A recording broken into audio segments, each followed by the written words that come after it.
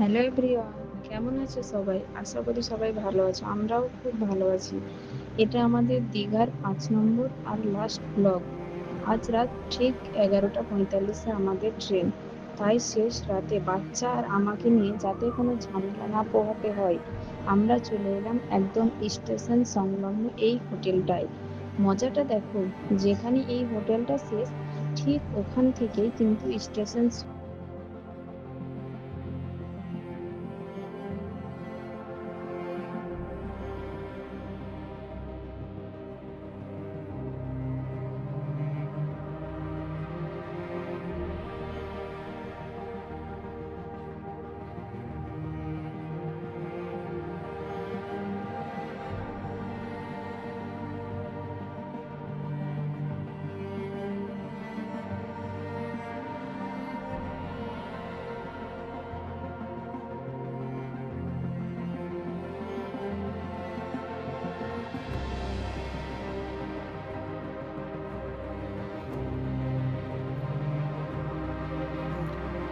বসে পড়লাম আমরা তিনজন সমুদ্রের একদম ধারে।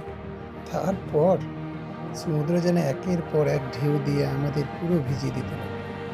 এই ঠান্ডা জলের ছোঁয়ায় আর আরামের হাসি, সব মিলিয়ে দীঘার শেষ বিকেলটা যে কি আনন্দময় হয়ে উঠলো তা আপনাদেরকে বুঝাই কি করে। সৈকত থেকে ফিরে সোজা চলে এলাম হোটেলের রুফটপ সুইমিং পুলে। অজিফা আর আরাম সমুদ্রের জলে অনেকক্ষণ ভিজেছে, তাই আর জলে নেওয়া হয়নি। আমি একাই চলে এলাম ইনফিনিটি পুলে। আর ভাই, এই পুলটা থেকে সমুদ্রের ভিউটা জাস্ট ফাটাফাটি লাগছিল। উপর থেকে নীল জল আর এই দিগন্ত জোড়া বীজ দেখতে মনে হচ্ছিল দীঘার শেষ দিনটা উফ, জাস্ট তাল হয়ে গেছে। This is incredible. With the view, Jagannath Mandir and this beautiful infinity pool. Amazing. It's worth it, bro. Rooftop থেকে রুমে ফিরেই শুরু হয়ে গেল বাপ ছেলের এক তুমুল যুদ্ধ। হ্যাঁ, আমাদের ফিলো ফাইট। আরাম তো একদম ছাড়তেই রাজি নয়। একের পর এক বালিশ দিয়ে আমাকে মেরেই চলছে। সারাদিনের ঘোরাঘুরির ক্লান্তির মাঝে এই ছোট্ট ছোট্ট মিষ্টি মিষ্টি মুহূর্তগুলোই কিন্তু ট্রিপের সব থেকে সেরা স্মৃতি হয়ে গেল। দেখছো দিল্লি, দেখছো সব দুটো বিল্লি পালিয়ে গেল। দুটো বিল্লি পালিয়ে গেলাম। একটা বিল্লি আছে। অর্ডার করলাম গরম চিংড়ি ফ্রাই। তবে সত্যি বলতে লোভ সামলাতে না পেরে জিনিসটা এত তাড়াতাড়ি খেয়ে ফেলেছি যে খাবার ভিডিওটা তুলতে একদমই ভুলে গেছি। এরপর দীঘার লাস্ট ডিনারটা সারলাম আমি আর আরহাম মিলে। ও কিন্তু রাতে আর কিছু খেলো না। আমাদের মেনুতে আজ অর্ডার করেছিলাম একদম ধোয়া ওঠা গরম ভাত, সাথে জিভে জল আনা সর্ষে পমফ্রেট। দীঘার শেষ রাতের এই ডিনারটা জাস্ট ফাটাফাটি ছিল। রাত ঠিক 11:30টায় আমরা হোটেল থেকে চেক আউট করে নিলাম। তবে স্টেশন যাওয়ার আগেই খবর পেলাম আমাদের ট্রেনটা কিন্তু আজ 15 মিনিট লেটে আছে। অবশ্য হোটেলটা যেহেতু আমাদের একদম নিকটে, তাই আমাদের কোনো টেনশন ছিল না।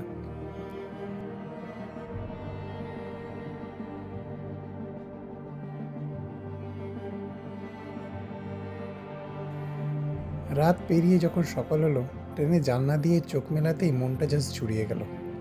চারপাশে একটা থমথমে শান্ত ভাব, আর একটা ছিমছাম বৃষ্টি ভেজা স্টেশন আমাদের স্বাগত জানালো। বৃষ্টির জলে ধুয়ে যাওয়া চারপাশ আর মেঘলা আকাশ সব মিলিয়ে সকালের এই ভিউটা জাস্ট অসাধারণ লাগছিল। কিন্তু আসল চমৎকারটা অপেক্ষা করছিল ঠিক একটু। জানলা দিয়ে সোজা তাকাতেই হঠাৎ নজর এলো দূরে একটা ছোট্ট পাহাড়। কেমন যেন চেনা চেনা লাগছিল না? মনে হচ্ছিল খুব পরিচিত কোনো দৃশ্য আমি এতে দেখেছি। একটু ভালো করে দেখলেই মাথায় ঝট করে ঢুকে পড়লো, আরে এটা তো কোনো অচেনা পাহাড় নয়, এটা সে বিখ্যাত বাংলা অন্যতম কালজয়ী সিনেমা হীরক রাজার দেশে যে শুটিং হয়েছিল সেই শুটিংটা। সত্যজিৎ রায়ের সেই জাদুকরী ফ্রেম আর দৃশ্যগুলি চোখের সামনে যেন জ্যান্ত হয়ে ভেসে উঠল।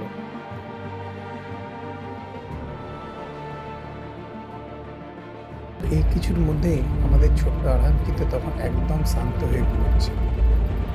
সারাদিন এত হইহুল্লোড় পর ট্রেনের এই মিষ্টি দোলনায় ওর ঘুমটা তো অনেক গভীরই হবে।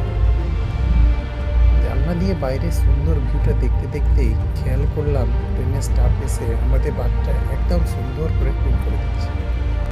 আর আমি ওই পাহাড়টা দেখার পর থেকে মনের মধ্যে যে নস্টালজিয়াটা জেগে উঠেছিল, তাই আর দেরি না করে ট্যাবে চালিয়ে ফেললাম সেই ক্লাসিক সিনেমা হিরো প্লাজার দেশে।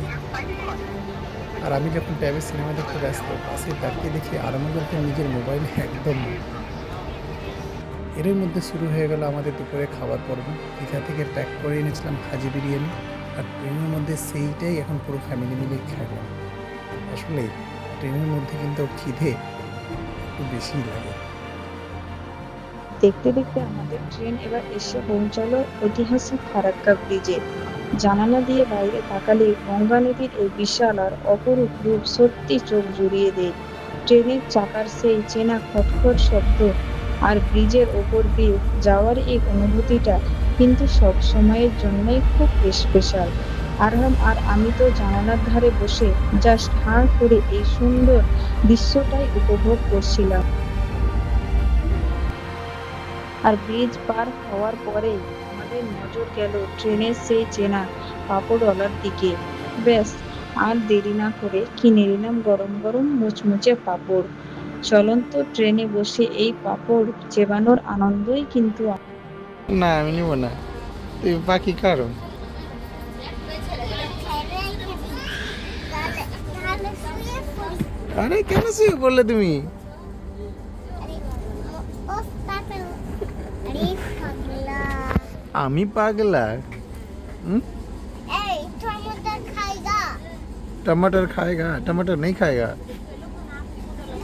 এই उसमें खाएगा, उसमें मौसमी भी नहीं खाएगा। फल खाएगा, फल खाएगा। हाँ অবশেষে আমরা এসে পৌঁছালাম মন্দির। স্টেশন থেকে ঝটপট একটা টোটো ধরে সোজা চলে এলাম নিজের ঘরে। আর এইভাবে শেষ হলো আমাদের সুন্দর আর স্মরণীয় দীঘা ট্রিপ। ব্লগটা ভালো লাগলে অবশ্যই লাইক, শেয়ার অ্যান্ড সাবস্ক্রাইব করতে ভুলবে না কিন্তু। আর আমাদের এই পুরো দীঘা সিরিজ কেমন লাগলো এটা অবশ্যই কমেন্টে আমাদেরকে জানিও।